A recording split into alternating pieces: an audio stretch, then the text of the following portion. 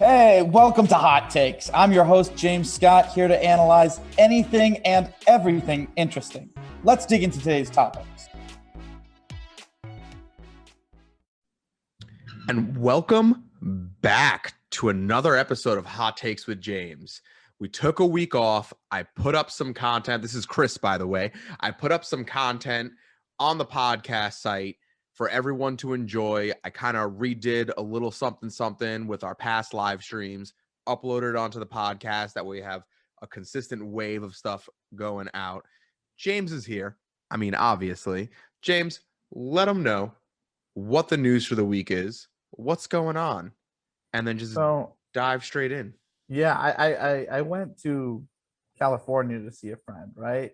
Real quick last week, like a mini vacation. So that's where I went. Little poof, disappear to Cali, come back, And we went to a couple Angels games, and they got beat up. They made a bunch of errors the first game, and they lost late on a 3-run homer the next game. And it was fun though. I'd never been to the stadium. It's a great stadium if you get the chance to check it out. People in LA, they might be a little bit used to it, but it's like a Sunday ballpark. It's very cozy. If you've ever been to, different types of stadiums, you know what I mean by a Sunday ballpark. It's not like that modern stuff where it's like always in your face with advertisements and lights and da-da-da-da-da-da. No, it feels like you're at a baseball game. So, lo and behold, at my first Angels game, I get a ball. It wasn't hit. It wasn't even tossed by a player. It was tossed by the players were using it to warm up within the outfield, right? And it got tossed from, I think, Kiermaier to Arozarena, and Arozarena tossed it to the catcher from the bullpen catcher. And he saw me and my friend. We weren't really arguing, but we were discussing trading food. I had a pizza and he had some nachos. And I guess it was like, hey, I'm here playing ball. We're here playing ball. Don't trade food. So they just tossed the ball up at us, right? And it hits off my friend's hand, and it starts going down the next few aisles. So I skip over to the aisles, grab it. Yeah, I got the ball. There were no kids going after the ball, so I didn't feel like a responsibility to give it to anyone. So I got to keep the ball, and lo and behold, it ended up being Albert Pujols' last major league game. So What? Yeah, it was completely accidental too. And it's interesting because I remember being like, this might be the last time I see Pujols. So I'm going to watch him and I'm going to remember this swing. So I have it like pictured in my memory, a swing from Pujols from his last major league game. And I didn't even know it was going to be his last major league game. And I got a ball, and I mean, it was just killer. It was killer. Although they lost. So there was that. But it was still like a killer trip, man. Like, I really enjoyed myself. You ever get the chance to go out to LA, go out to Anaheim, definitely check an Angels game, assuming it's the summer. But yeah, so very eventful week for me on a personal level. I don't think I talked about it here, but Puig signed with eventful, but you got a baseball from the whole thing. Come on. But like I do want to mention this because I think we begin most like podcasts where I do mention, Puig still hasn't signed. Well, Puig finally did sign with a team in the Mexican League, so that happened. Also, another thing, because I look, anytime I make a mistake here, I got to correct myself, and dude, I feel like I made the biggest mistake the other day. Because I do remember saying this to a lot of people, being blown away that Ohtani's throwing 102 miles an hour because he's a lefty, right? Found out recently that Ohtani bats from the left side, but he pitches from the right side. Don't know why in my mind I thought he was lefty. Most people who are lefty are lefty. So that's probably why. Plus, he's got that typical, like, beautiful lefty swing. Like, just it's fantastic. So I had it in my mind that he was pitching from the left side.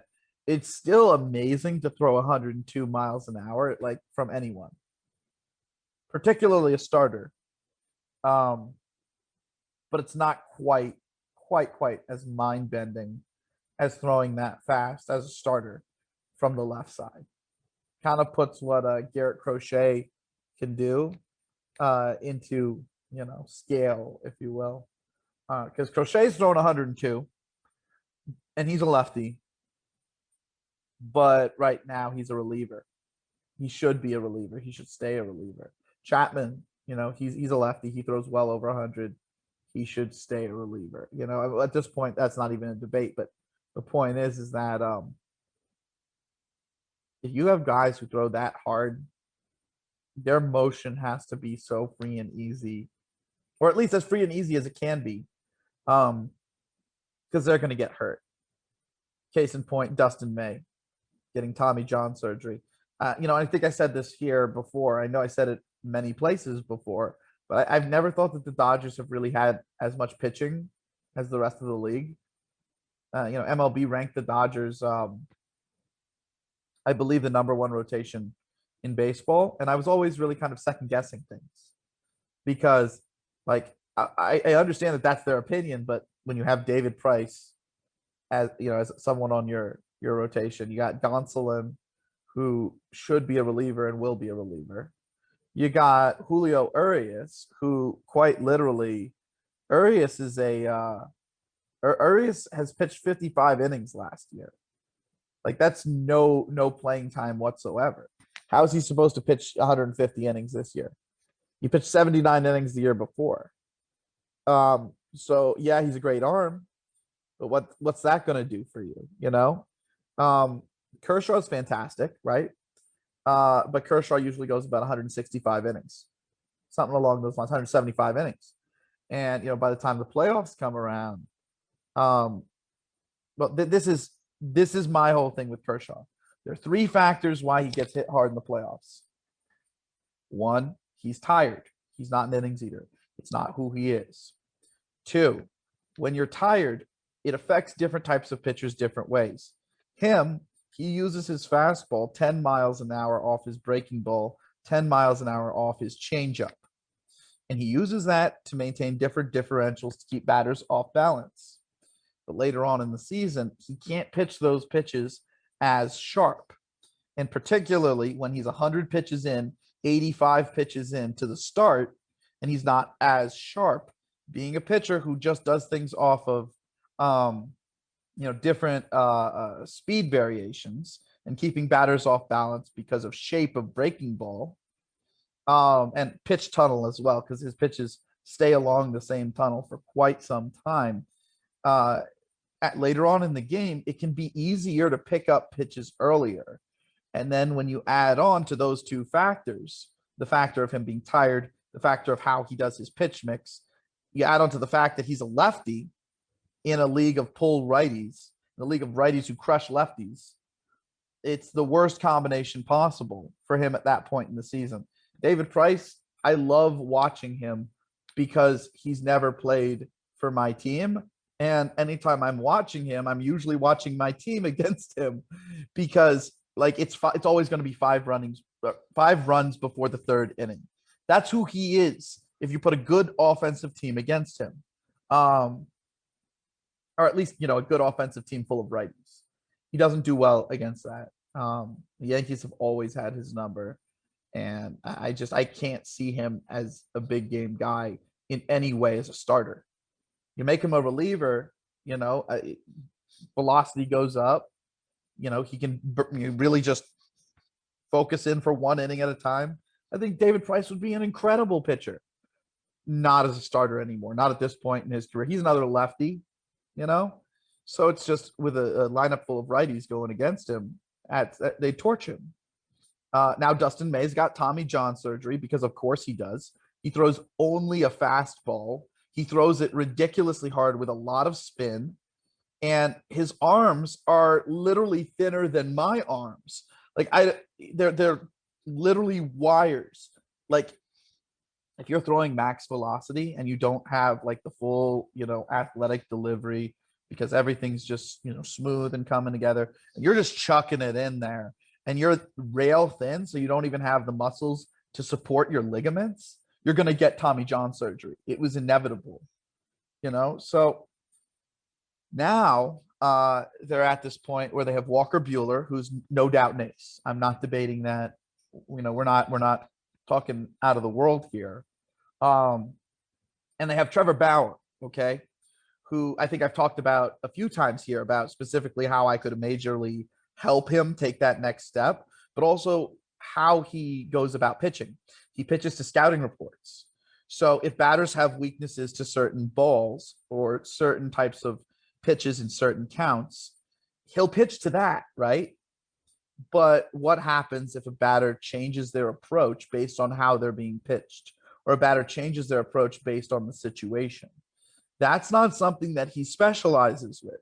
So what you'll see with Bauer is he'll have a lot of games against teams that have, guys who you can get them out if you pitch expertly to their scouting report, because they're average to like slightly below, slightly above hitters. Most teams are full of those types of hitters. You don't see, true middle of the order hitters 1 through 9 in a lineup. You just don't really see that, right? So he's able to have a lot of starts where he keeps his ERA low. And he's also able to go through his starts striking out people because he's pitching to scouting reports. And, he doesn't really walk a lot of people because he's throwing strikes. He's pitching to their places, right?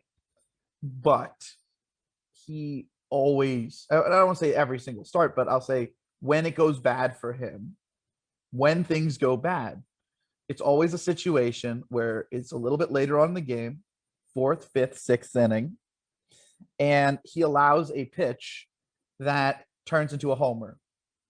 And it's usually like with a runner on base and a big situation, and the batter changes their approach maybe from being, a little bit more patient to aggressive over more zone, and the ball, maybe the ball falls in or whatever, right?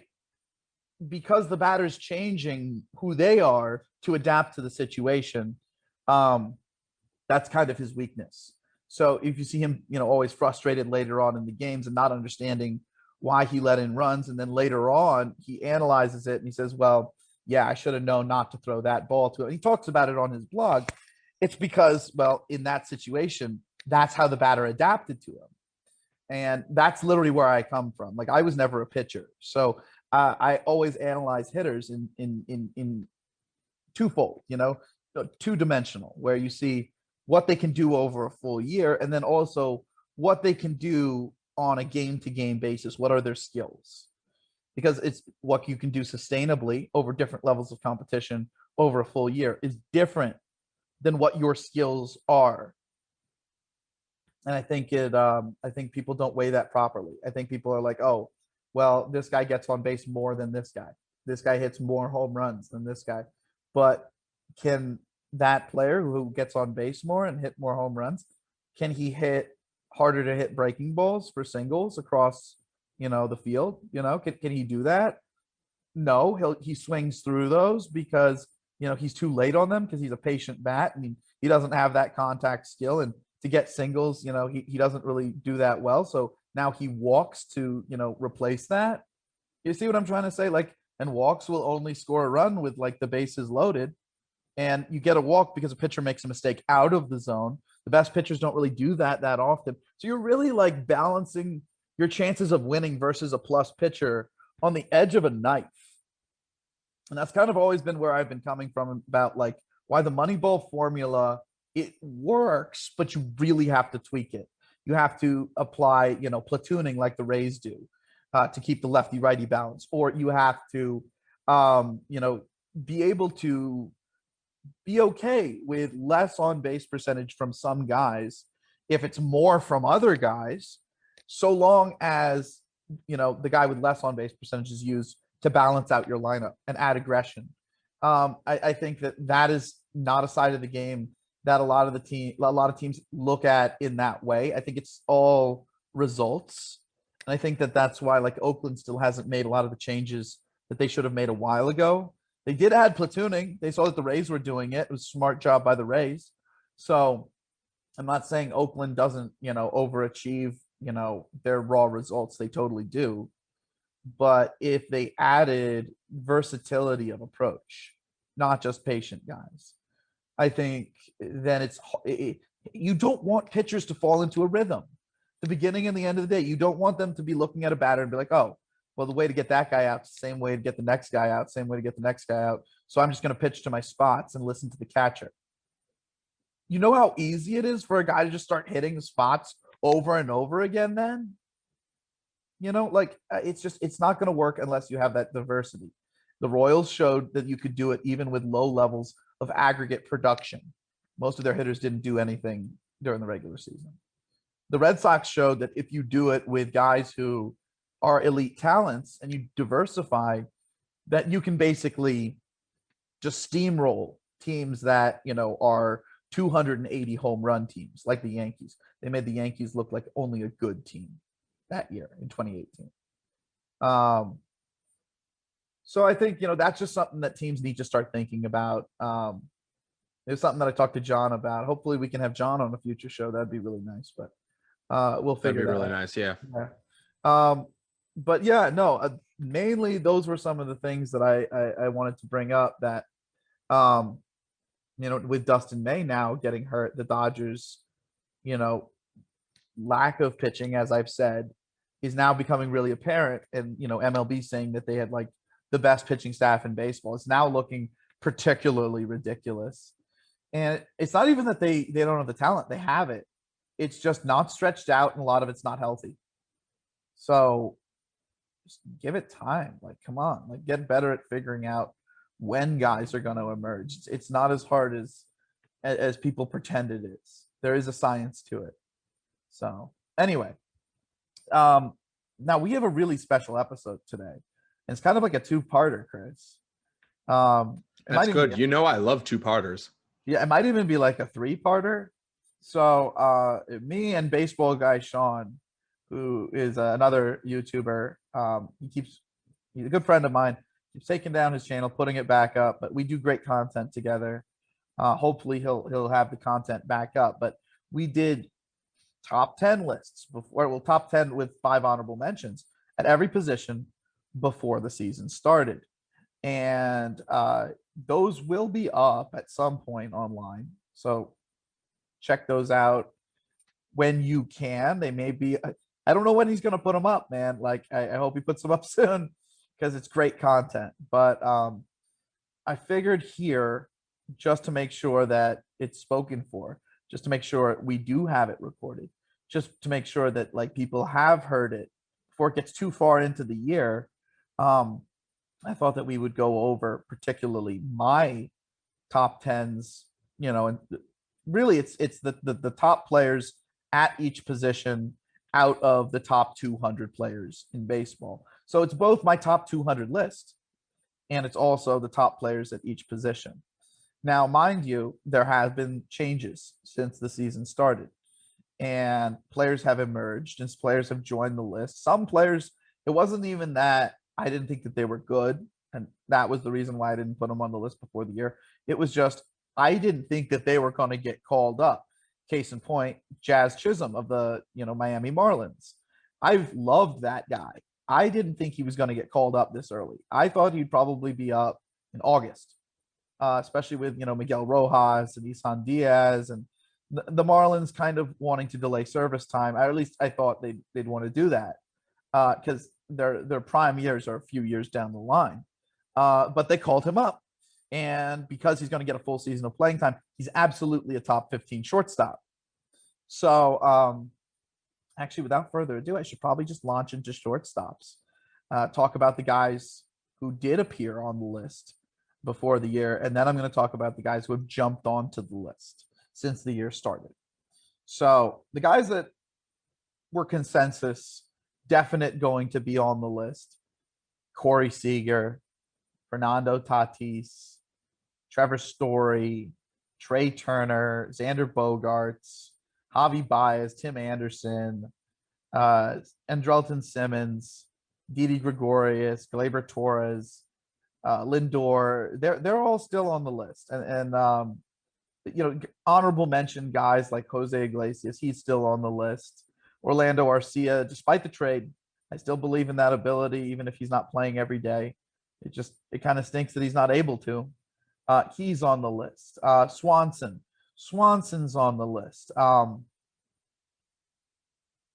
I have been thinking about including Wander Franco because I don't know if they're going to Jazz Chisholm him. Since they brought up Chisholm so quickly, Wander Franco could fairly easily go from having a good month in AAA straight to the big leagues. So he's a guy who didn't quite make the list, but it wasn't for lack of ability. It was because I didn't think that he was going to be in the show. I just didn't think it was going to happen. Brandon Crawford, I believe he was at the very end of the honorable mentions because you don't really see a lefty shortstop. You don't see that very much. Corey Seager is a lefty shortstop as far as a good one. Didi is a lefty shortstop as far as a good one. I believe Chisholm. I believe Chisholm's a switch hitter, and Lindor is a switch hitter, but switch hitters mainly bat from the left side. Wander Franco is also the rare shortstop switch hitter.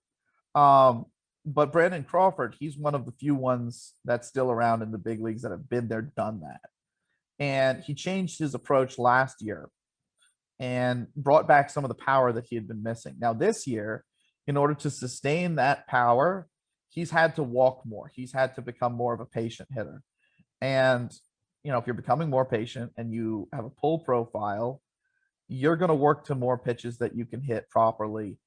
I don't think he's obviously as good of a hitter as he was in his prime years, but he actually might hit for more power and get on base more if he can hold this level of production all season. But at his age, that's kind of the worry. He's made himself into a pull hitter. So if the level of production, falls because he's not able to sustain strength, he could just be a whole bunch of auto outs pulled right into the shift. So that's kind of just the downside there.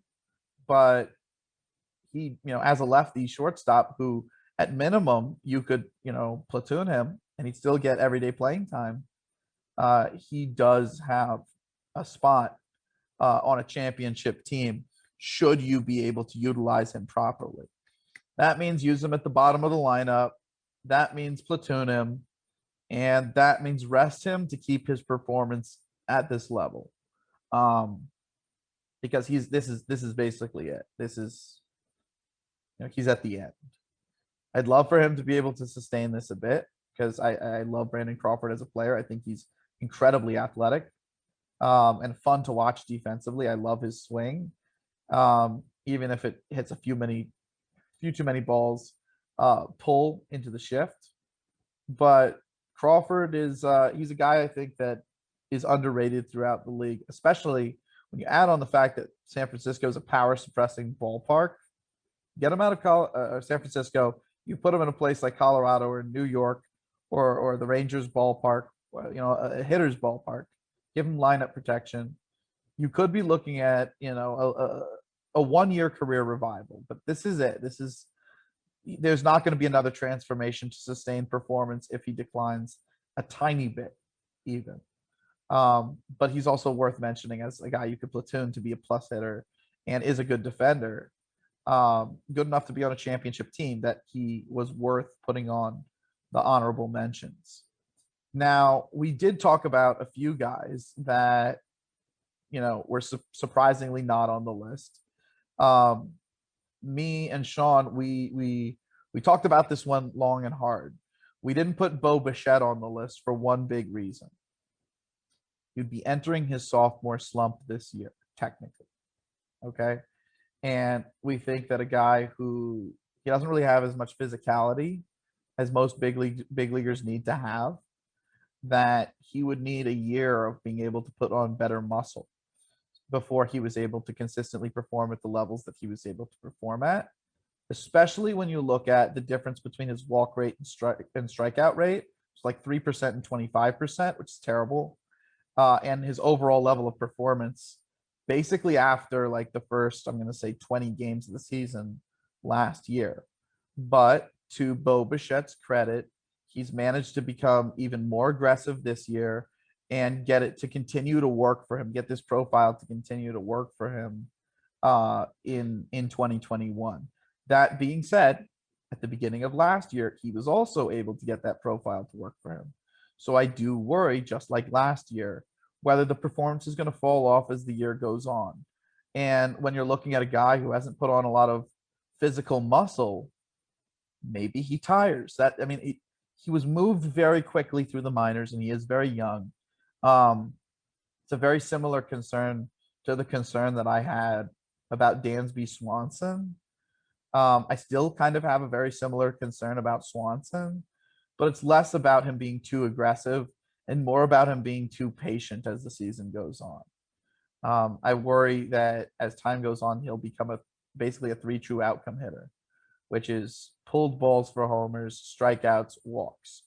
But also to Swanson's credit, whether you believe in the juice ball or not, and I think it's ridiculous to not believe in it, he has improved for like 5 years running. And he was a Vanderbilt product, and he was a top prospect. He was taken at the top of the draft. So hence why I have Swanson on the list, and why I was kind of wanting to keep Bo Bichette off the list for about 1 season while he adapts and to playing another full year where the league, but a full year where the league knows him this time. Not a 60-game season where the league kind of knows him, a full 162-game season where the league does know him. So there was a lot of hesitancy, and there still is. But to his credit, just like last year, Bo has started off hot. So for now, because he was basically a borderline guy entering the year, he's back on the list. And he's one of the only guys who I consider to be, so far, a miss. I don't consider guys who I was not expecting to call up a miss. Expect guys who I was expecting to not do as well and who are doing well a miss. So that brings me to my second miss at shortstop, and really the only other miss at that position, which is Isaiah Kiner-Falefa, the converted shortstop for the Texas Rangers. He moved from catcher to third, and then he became one of the best defensive third basemen in all of baseball. Great contact hitter, not a lot of power at all. Now he got moved from third to short to replace Elvis Andrus. And, as a contact hitter with the juice ball going away, I was not expecting Kiner-Falefa to hit for any authority at all. But that being said, this is a guy who improved defensively and like learned a new position like this. And this is also a guy who he rose out of obscurity. Like, he was not even considered a top prospect. He was just considered a guy. And now he's an everyday guy. And now he's hitting. And he may only be hitting righties, but righties are the majority of the guys out there. I don't know whether he's going to be able to keep this hitting up, because he's absolutely abysmal versus lefties. And maybe it just kind of rounds out. He gets worse versus righties, better versus lefties. But if he's able to sustain this type of performance, even in a rounding out kind of way, he absolutely deserves to be on the top shortstop list. Mind you, shortstop's one of the best positions out there. It's one of the most valuable positions out there. So if you can play defense and you can hit, if you can do both, you are going to make the top 200. Like, I'll give you an idea. There are 12 right fielders on the top 200. There are 19 shortstops. Value. Just plain and simple value. If you can cover that position defensively and hit, you are contributing so much value. Right field, they usually hide right fielders. Get a good left fielder, get a good center fielder, hide a guy with a good throwing arm in right. So that's shortstop. Two true misses. And if we're looking at, all guys who just didn't appear on the list, then you add the 2 other prospects on. One who's been in the big leagues, who's hurt right now, but he'll be back really soon too.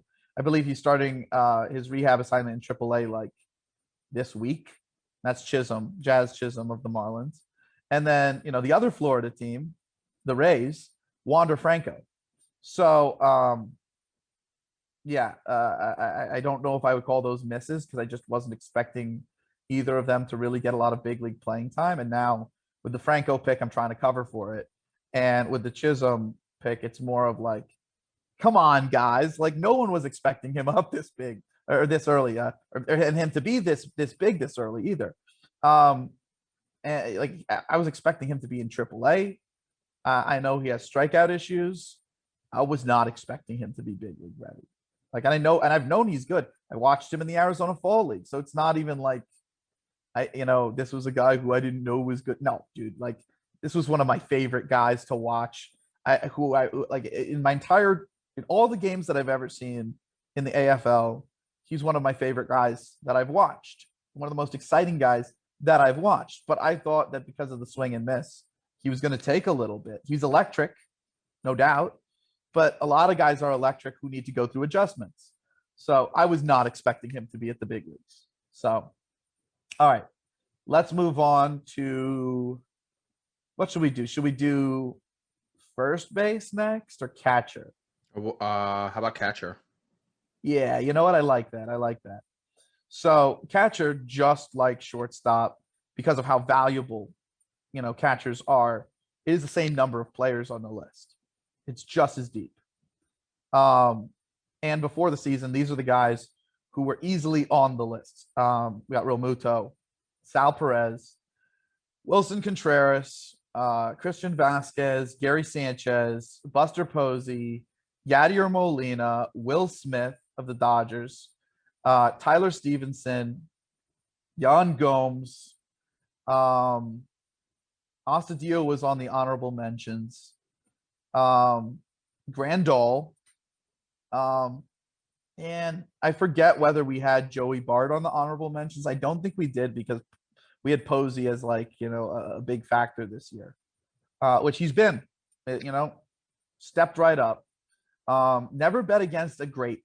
That's one thing that I learned with Jeter. You don't bet against a great. If they have one down year, don't bet against them. Just don't do it. Because especially a guy like Posey, he doesn't need to work the count to be a good hitter. He's not that type of hitter. He just needs to put a good swing on a ball. So if that's all he needs to do as an aggressive hitter who's got great contact ability, who hits everything, squares everything up, then he just needed to get in good physical conditioning for it. So, me and Sean, we picked him before a game was played. So I really like how good he's doing. But I'd also like to mention that of all the positions, catcher's one of the positions where it had the most guys come completely out of the blue. So Jacob Stallings, for instance, from the Pittsburgh Pirates, walking a lot. He's hitting for just enough power. I believe if he has a decent week for even doubles, that he'll just squeak over 400 slugging. But he's just there for slugging. He's just barely where you'd need to be a factor, but he walks a lot. The batting average is decent. His defense is plus. And I'm also convinced that if you put this guy in a better lineup and he got better pitches to hit, probably hit for higher levels of power. So Stallings, I think, is officially starting to become a little bit underrated. If you look at his numbers, he's been getting better a little bit for the last few years.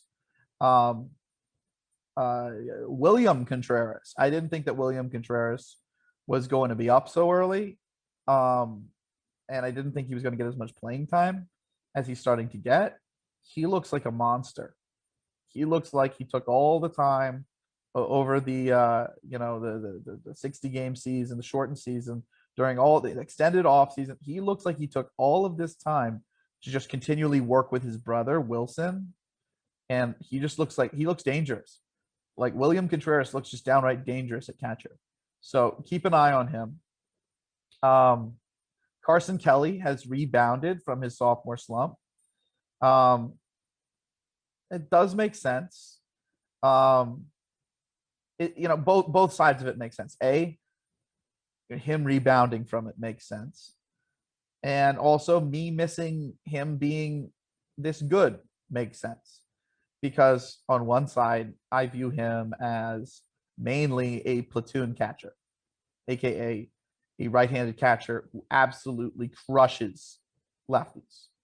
And I do see the good defense. There's no doubt. But that's kind of how I view him. But the part where I didn't give him really enough credit was he's a guy who's been in AAA for a few years. He's a guy who's coming out of a sophomore slump. He's a guy who's, he's learning the league. He's a very intelligent catcher. Okay.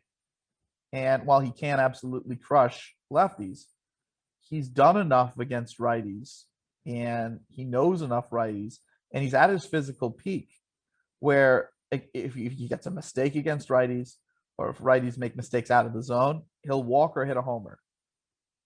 He doesn't really hit for consistent, anything against, righties. But because he can walk, because he can homer, because he can capitalize on those types of things, he hits lefties enough that when you add it together and you add his defense to the picture at catcher, he does sneak onto the list. So I was not counting him, completely missed him. I'm also kind of okay missing him, if that makes sense, because the defense is there, but the defense is there for most catchers on the list. The offense is there, but it's kind of, cheaply there. It's there against lefties a lot. And against righties, it's only if he gets a mistake inside or outside the zone. If he doesn't get a mistake, if he's getting it, pitched hard by a righty, he's going to get out. But he's technically definitely a top catcher, top 20 catcher in the sport. There's no doubt about that. So those are some guys. And the last two also. Omar Narvaez of the Brewers, him bringing his offense all the way back after being so abysmal, that was a shock to me. Again, there's a possibility that it does drop off as the year goes on, but because he has produced to those offensive levels in the past, I had to put him down. And also, he's the rare lefty catcher, so you could be able to platoon him and put a good defender behind him, get him out of the game for the bad defense if he produces earlier in the game. And then all of a sudden, you put in the other catcher. But you do it when they bring in a lefty to get him out. You put in the righty catcher. So then you have the platoon advantage. So Narvaez, despite the fact that he doesn't have the greatest defense, because of his handedness, you can find ways of compensating. And then the last guy is Francisco Mejia of the Tampa Bay Rays. Baseball Savant doesn't really like his numbers, but Baseball Savant's analytics are usually thrown off by two things. Batters whose launch angle is really good but don't hit the ball very hard, and then when you add to that factor batters who hit the ball very often, and he's a guy who hits the ball very often. He's a guy who hits the ball at the right angles to hit the ball at, but he doesn't hit the ball particularly hard. So it's a situation where StatCast does not like him. And in real life, he's actually gotten better for like 4 years running. And Mejia was a top hitting catching prospect in the minors. And it all looks legitimate. And maybe he's not 30% above league average like he's performing at now. I get that. But could he be 15% above league average? Absolutely.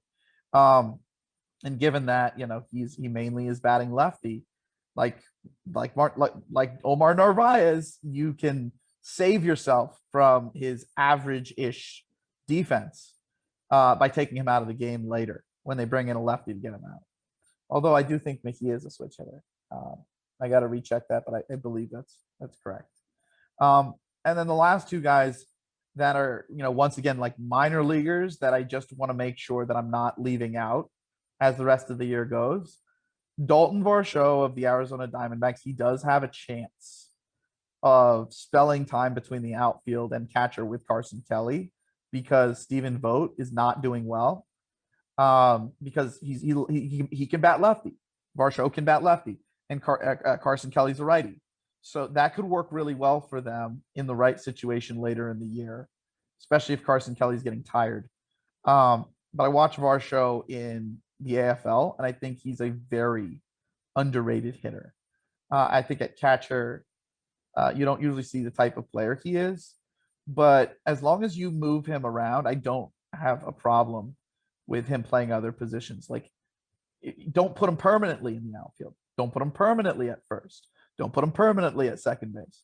But if you can put Varsho as, those positions and backup catcher, or in some sort of platoon situation at catcher, you can really get a lot of value out of him. And while I'm not exactly sure 100% if he's ready at like 100% big league ready right now, if he's not, he's right there. He's right on the edge. Because he was like, higher levels ready and performing the last time we had a minor league season, and then there was no minor league season last year. So he's definitely ready for the higher levels and probably ready for the big leagues. It might just be the safe thing to do, though, to leave him in AAA for like a month. Similar things for Joey Bart, Posey's teammate. That's the reason why we left him off. We didn't think that he was going to be at the big leagues getting playing time, and we didn't think the Giants would be doing good. The Giants are doing great right now. I just don't know if they're going to believe in it and trust it and run with it, because if they do, all of a sudden, you can move Joey Bart to maybe first base, or give Posey some time at first base, with the idea of moving Belt to left field where he has experience. Because the outfield is the weakest spot if you're looking at the Giants right now. They have a good platoon at second base. They have a good platoon at shortstop. They're getting a lot of production from catcher, getting a lot of production from third, and they're getting production from first, but they can move that to left field. And if you bring up Joey Bart, that's enough lineup protection from him. And, then you got another bat in there. But I don't know exactly when they're going to go about bringing up Joey Bart, but they've brought him up before. So I think the team thinks that he may be, tools wise and approach wise, big league ready, but he may not mentally and from a mature standpoint be big league ready enough to stick to those things without getting emotionally overwhelmed. So you may have to, let him, establish confidence that he can perform in AAA for a bit before you then make that next leap, especially if you have a situation where the rest of the team is really performing. You give him a little bit of time in AAA to get on a hot streak. You bring him up where, they're already trying to pitch to everybody else. He's just going to be able to continue that hot streak. And it's not just going to be a situation where he's not seeing pitches to hit. He's going to see pitches to hit. No, there's no doubt from having that kind of lineup protection. But I also view him almost as much of a threat as anyone else in that lineup. So I don't think that he's just going to, get pitches. So I think it actually long-term also could help him. Because you don't want it to just be a situation where, because of trades, now everybody's just pitching you hard. So, but yeah. So quick recap for catcher: Real Muto, Sal Perez, Wilson Contreras, Vasquez, Sanchez, Buster Posey, Yadi Molina, Will Smith, Tyler Stevenson, Yan Gomes, Williams Astudillo, and Grandal all were on the preseason list. Varsho and Bart were only not on the preseason list. Oh, and Contreras, all three of those guys were only not on the preseason list because I didn't think they were going to get called up. I just didn't think they were going to get playing time. So I don't really ding myself too much for those. But I legitimately missed on Omar Narvaez. I legitimately missed on Francisco Mejia. And I legitimately missed on Carson Kelly. So I'll take those hits with all the victories that I've so far been getting, because so far the ratio is awesome in my favor, and I'm fully enjoying myself going over this. It's a lot of guys that I ended up being right on. No, there's no doubt that there are guys that I ended up being wrong on. I think we'll probably make a fourth parter for this at some point in time where I can just go over definitely the players that were massive misses for me. I think that would actually make a fantastic show. So, Chris, if you want to write that down, yeah, that would be killer. I'm writing it down right now. Awesome, man. All right, so let's jump over to first base then, since we've gotten the ones that aren't, numbered first, second, third out of the way for the infield. First base, these were the players that 100% we hit on. Freddie Freeman, no doubt. Jose Abreu, he'll work his way around. He's starting to heat up. Vlad Guerrero Jr., big hit on that one. Luke Voigt's been hurt. He'll be fine. He's actually going to be coming back from the injured list, I think, at the end of the week, at the beginning of next week, something like that. Hosmer, who's kept up, pretty steady production. Jared Walsh, who's been fantastic for the Angels. We called that one. Matt Olson, Pete Alonso, Carlos Santana, Brandon Belt, Paul Goldschmidt, and I believe we had Andahar as an honorable mention. I think he was on there as an honorable mention. And honestly, I don't even think he's going to get much first base playing time. It's just more of the caliber of player he is. And I think if you get him a full season of playing time between like corner outfield, DH, and first base, between those spots, maybe even like 5 games at third, I hate him as a third baseman. I think he produces well enough to just be at the back end of the top 200 because he is a hitter. He's a hitter. There's no way to dance around it. My only worry is with a shoulder surgery on his power shoulder and a wrist injury this year that he's lost his contact and power, because that's where you get your contact and power from. You contact from your wrists and hands, and you get your power from your shoulder, or at least he got his power from his shoulder specifically. So it was a risk putting him on here, but I just love the ability to hit. I think that this is a guy who just knows how to do it. And I think if anyone can rebound enough to be an above average hitter while playing multiple positions and hitting basically anyone, I think it's someone with a hit tool like him and the ability to line balls up, square balls up like he does. Now the guys that I missed on, okay, who did a lot better than I thought that they were going to do. So Jesus Aguilar, he improved in a very odd way. He's been improving in a very odd way. He's been improving in striking out less and walking more and not exactly hitting for lots of power, but for hitting for enough like in-play power with doubles power to actually overall be improving as a hitter. And he's been doing this now for like 3 years, almost 4 years. So it does look like a real effort to become a better hitter. But I think this level of focus on contact and patience, it's made it so he hasn't been able to pull balls as much. And honestly, if you put him in a lineup with more protection and you put him in a better ballpark, I'm actually really curious about what Jesus Aguilar could turn into, especially over the next couple of years. Because he has the physicality to be like a 35 home run guy.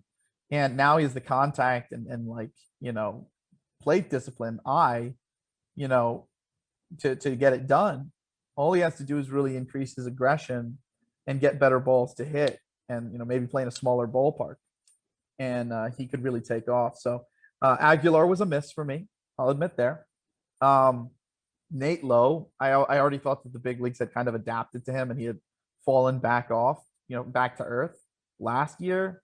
But he's basically reclaimed a lot of who he was. And he did something similar to this in AAA. And, when you add on the fact that he's got baseball lineage, he's got a younger brother who overall is considered to be a lot more talented than him. No disrespect to Nate, but, that's just the truth of it. They were considered to be different types of prospects too. Nate Lowe is very much a power hitter, first baseman, and his brother Josh Lowe, center fielder, base running, power, all around type thing. Truth of the matter is if Nate Lowe can continue doing what he did this year so far, I think he'll be just as valuable as his brother. So I don't think his brother's going to be able to hit 40% above league average. And that's what Nate Lowe so far has been able to do.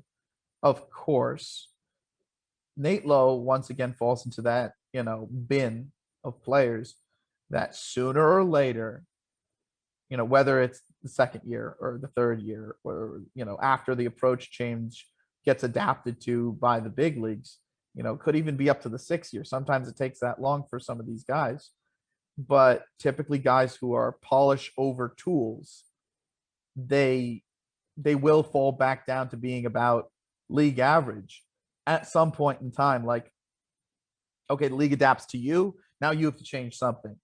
League adapts to you. Now you have to change something. But at some point in time, you're not going to have another trick up your sleeve because hitters can only develop so far. So I do think that Lowe's going to have a good year, though. I do think that he's one of the better hitters on his team. And I count it as a miss. I count him as a total miss. And then lastly, The other guy that I count as a miss is Colin Moran.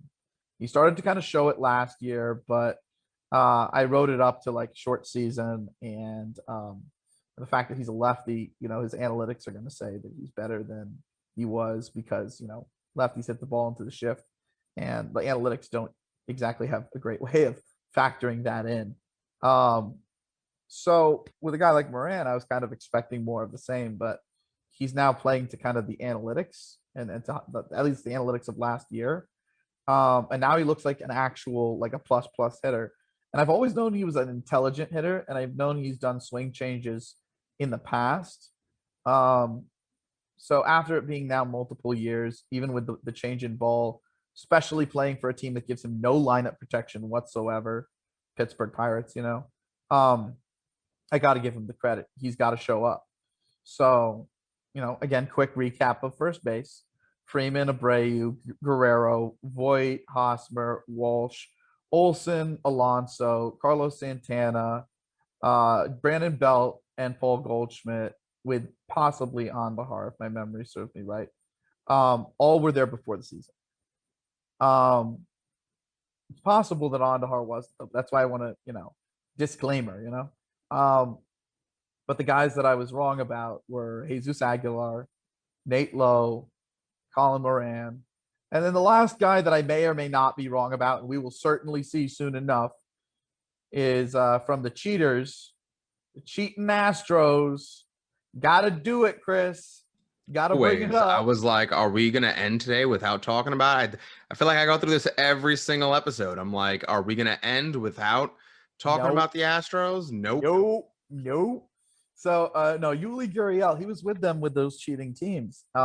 He's always been a very aggressive player. And, the coaches said that Yuli was always a guy who, you'd give very little information to, and you just kind of let him do what he's got to do because he's that kind of hitter. And, that's about as high compliments as you can give to a hitter. So, if you just let him swing at everything and then you let him know what pitches are coming, he's not really going to be able to show who he really is as a hitter. He's just going to be swinging all the time at pitches that he knows what they are. So now that he can't do that and he has to, work harder for it, they're feeding him more information. And he's been able to become now, instead of an aggressive hitter, a patient hitter. And with that patience comes a higher degree of power. It's not necessarily out of play power, but it is enough power that when you add on the fact that he does have such great bat to ball ability, that he's not exactly striking out even when he's working deeper counts. Walk rate is through the roof. Strikeout rate is still low. The power is more impactful because, he's not just trying to hit balls that he knows what they're coming 500 feet. He's legitimately working counts to hit balls successfully in play. So his in-play power is actually, funny enough, higher because your in-play shows up on a more frequent level than your out-of-play. If you're just max efforting on out-of-play power, a guy like him is only going to hit like 24 homers a year over a full year of playing time. So he may have found another level despite being a cheater. So it kind of sucks. But, I've also talked about, how I felt about Yuli, the cheater, differently to how I feel about a lot of the others. Like Bregman's just a jerk. Correa's just like in your face a jerk. Altuve is just like a pipsqueak. He's like, you should pity me because I'm small and I cheated because I'm small. That's kind of how I feel because that's kind of how he's acted. He's kind of been all like shy and like, ooh, he hasn't been loud about it the way that Correa and Bregman have, Springer seems genuinely sorry. So I'm kind of divided on how I feel about him. But Yuli Gurriel, he was a superstar in Cuba. Like he was called the Derek Jeter of Cuba. Like, what if it's like a situation where like he thought that all big league teams did this type of thing? You know what I mean? Like, I would genuinely feel bad for him. But, right now we don't know that. Right now he's a cheater. So it is what it is. I'm not enjoying that he's doing well, even though his swing is really beautiful. It always has been. and even though he's putting up numbers that are like really, really awesome. But yeah, no, he's a cheater. So it's just it's a shame. It hurts. Um, but maybe this is unsustainable. Maybe just like last year, most of the performances from the Astros will only last a month. First month, maybe first month and a week, really, to be honest, for most of them. So we will see. This if this approach holds up by June, then we'll know. Um, can we fit in second and third, you think? Or, should we end it here? I mean, I think we've been going for a decent amount of time. So maybe it's safe to like end it. And I mean, this could be a series. This could be the next big series. I mean, And we could knock out DH. There's only 8 of them. Yeah, because DH is honestly, for obvious reasons, guys, like what are they going to do? They can only hit. There's no value that they can contribute on defense because they don't play defense. There's most DH, I don't even say most of them, like basically all DHs can't run the bases. So they got one skill. They got to really mash if they're going to show up on here. So, we did do a top 10 DH list. There's no doubt about that. I believe it was a top 10 DH list. I think it was. Yeah. I'd be shocked if it wasn't. We tried to do top 10 for everything. But that being said, that doesn't mean that 10 DHs are going to make the top 200. Top 200 is about how much you can contribute, how good you are, what your skills are, like how much you can contribute and how specifically you can contribute. So guys who were there before the year, Nelson Cruz, JD Martinez, Jordan Alvarez, Franmil Reyes, Giancarlo Stanton, Jorge Soler.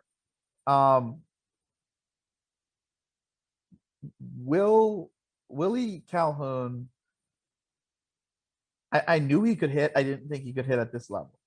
I thought what we would see out of Willie Calhoun was something along the lines of 15% above league average to 25% above league average. So long as he's able to be above 25% above league average, he's proved me wrong, and he's absolutely deserving of a spot on the DH list. And that's a guy that I would have been wrong about. Yermin Mercedes, it's going to be interesting because Mercedes, if you don't know Mercedes and you're pitching to him, he's going to do well. If you're a lefty and you're pitching to him, he's going to do well. But righties, once they figure out his weakness, I think he's going to come back down to earth versus them. That being said, I mean, it could take a full year. This is a very physical guy. He's going to be able to beat mistakes. He's going to be able to really beat mistakes. Like he's going to hit for power. He's going to walk. He's a guy, That being said, like Yermin Mercedes is very much the Randy Arozarena of this season. As in, like next season comes around and pitchers get better at knowing how to pitch him. I'm not saying he's going to be a bad player. I think actually he'll stick around a few years, but I don't think he's 30% above league average at that point. This year he could do it though. And I do like what he's done in the minors. In fact, first time I noticed him was spring training of 2019. He hit a home run in that spring training that literally caught my eye. That's how I found out about him. And I checked the numbers and I was like, oh my goodness. Oh, wow. Wow, this guy can hit. But then I looked closer, and when he'd stay in the league more than a year, for some reason, the out of play power numbers would drop and he'd remain walking, and the strikeout rate would also remain workable, but his power would mainly be in play power. And I watched his swing and I kind of analyzed it, and I realized that when he's able to square up balls, his highlights, right? He's doing everything proper with his front side and whatnot. But if you're watching him play on a regular basis, he has trouble functioning with the front side. He has trouble opening up with the front side. And whenever he's able to properly open up with the front side, he crushes. But it's an issue for him. And I think that once you can exploit that issue at the big league level in the same way that they were able to exploit it his second time through most leagues in the minors. I think he's going to fall off a bit. But like I said, it could take a whole year. So I'll count it as a miss, but he's also been a guy that I've been very aware of, and a guy who I've liked the swing, and a guy who this was totally on the table as something that could happen. It's just I don't think that this guy is a guy who is long term for real, and Yermin Mercedes had about as good of a chance of doing what he's doing right now as Ty France, who's a good player too, another guy who's polished first. One of Tony Gwynn's last students plays for the Mariners right now, but I think that if Yermin Mercedes, if I'm wrong and Yermin Mercedes can take that next step, I'll be really happy, because he's a guy who I like his physicality and I've always liked his swing, but pitchers at the minors have found a way to really go after him that doesn't allow him to open up his front hip on time and limits his ability to hit for power. So we will see, hopefully he's learned something and turned a corner. But and those are our 8 DHs. Before the season, I had 6 of them on my top 10. So you can count 2 misses, 6 hits there. And we've covered first, we've covered catcher, we've covered DH, and we've covered short. So 4 positions today. So it's a lot. That's amount. Section 1 of this. It's part 1, if you will. So definitely stick around, because we're going to come at you with part 2. Part 2 is going to have second base list. Part 2 is going to have the third base list. We're probably going to do corner outfielders too for you. That'll be those 4 positions. And I think part 3 will finish off with center fielders, relievers, and the starting pitchers of the league. And that's going to be a fun show. I might even want to just make the starting pitchers show its own show. Because it's a lot. It's a lot. Right now, we could do that. That's perfect. I'll tell you, on a year-to-year basis, the number of elite starters that exist in the big leagues, it's always between 45 and 55. So it's a lot of players. That's all I got to say for the day. So, I mean, that's really it, right? I mean, remember to, hit that subscribe button, keep on following. Remember to visit our newsletter, which is in the description of this podcast episode. And don't forget, every Thursday, we go live on YouTube. Yeah. See you there. We'll see you there.